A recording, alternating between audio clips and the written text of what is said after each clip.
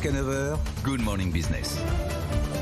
Il est 7h20. Quelles conséquences, notamment pour la tech française? Nous sommes avec Augustin Seyer, cofondateur et directeur général d'OVNI Capital. Bonjour. Bonjour. Alors, on le voit, la tech américaine est sans doute menacée dans son financement parce qu'une des grosses banques disparaît et que forcément, il va y avoir beaucoup plus de prudence. Est-ce que vous avez redouté une contagion sur l'écosystème français ou est-ce que, comme Bruno Le Maire, vous dites don't panique?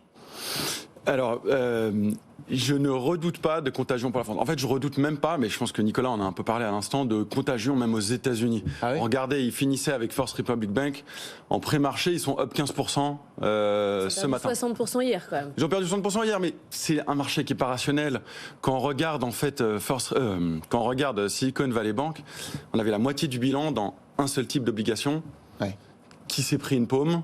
Ils ont dû vendre. En fait, c'est une erreur, c'est une erreur de débutant, Silicon Valley Bank, c'est une erreur de gestion. C'est bien. Si on repart en fait à la genèse de ce qui s'est passé et en quoi c'est complètement différent de la France. En 2020, Silicon Valley Bank gère 50 milliards, enfin de dépôts de clients.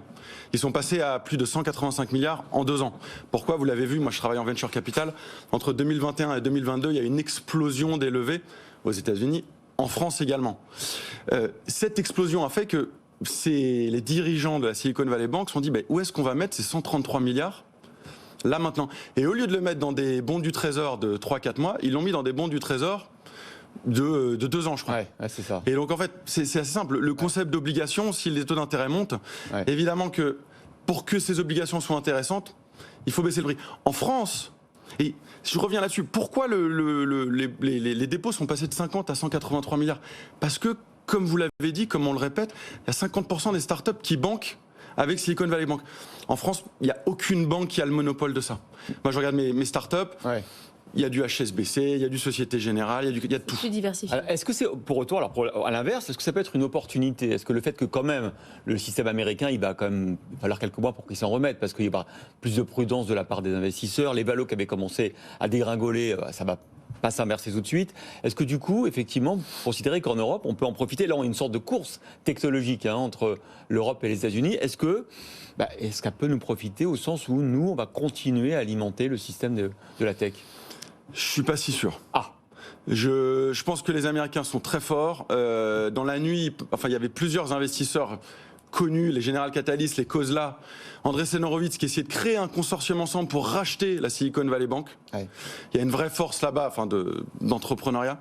Est-ce qu'on peut en bénéficier? Je pense pas. Au final, les gros champions français, ils arrivent à lever avec des Américains. On voit dans les licornes françaises, en fait, les belles licornes françaises, toutes les licornes françaises, en général, série B, série C, série D, il y a un acteur américain qui vient. Donc il vaut mieux pas trop leur vouloir Je sais qu'on leur veut pas du mal, mais je suis pas sûr qu'on a la capacité aujourd'hui capitalistique de les remplacer. Exactement. Et vous, justement, chez OVNI, comment vous passez ces différentes étapes? Nous, on a un fonds de seed, donc en fait, on fait le premier chèque. Et toute notre thèse, c'est de dire, aujourd'hui, si on veut créer des futurs champions français à l'international, il faut vite aller aux États-Unis, il faut vite aller conquérir ce marché et convaincre des fonds américains.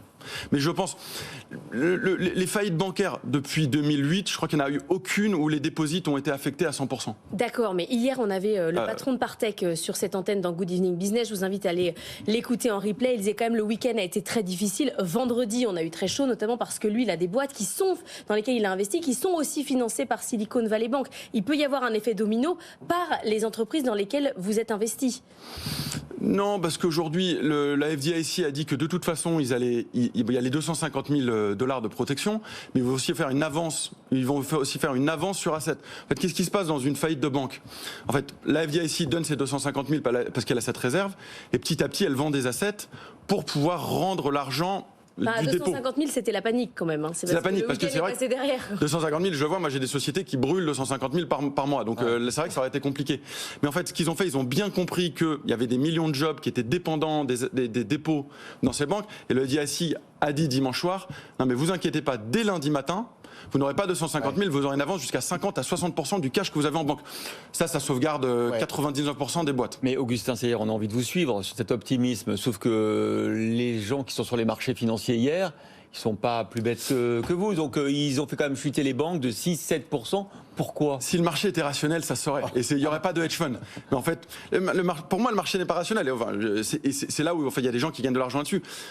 Silicon Valley Bank, il y avait 80 000, il y avait plus de la moitié de son bilan dans un type d'obligation, le 2 ans américain, qui était à 1,5% quand ils l'ont acheté. Ouais. Quand le taux d'intérêt monte, qu'est-ce qui se passe en fait ?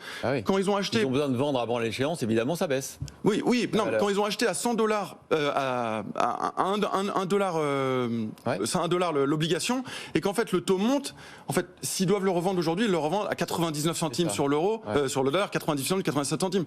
Et ce qui se passe en fait de manière macro, c'est là où il y a peut-être un enjeu, c'est que vous l'avez vu dans les dépôts de la banque, ils n'ont pas cessé de monter entre 2020 et 2022. Depuis 2022, le concept du venture capital, c'est quoi ? C'est de brûler du cash pour créer ce monopole créatif. Ouais. Et en fait, depuis un an, ces sociétés retirent du cash. Vous êtes très rationnel, mais vous l'avez dit vous-même, les marchés ne sont pas rationnels. Donc du coup, à la fin, ça fait quoi ? Ça fait c'est les fous qui gagnent. Ouais, ça fait des opportunités de financement magiques, ça fait des producteurs Netflix qui sont très contents parce qu'ils vont faire un documentaire sur SVB, mais surtout sur les gens qui vont parier qu'en fait, aujourd'hui, cette réaction hier sur les banques n'est pas forcément rationnelle. Bon, mais en même temps, ça peut entraîner parfois l'irrationalité, ça peut être un marché de fous, et parfois c'est les fous qui gagnent. Ouais, mais au final... les Américains, les fous, les Américains. Les Américains, c'est souvent les Américains qui gagnent à la fin. Bon, voilà le mot de la fin. Augustin Saillard, cofondateur et directeur général d'OVNI Capital. Merci d'avoir été notre invité.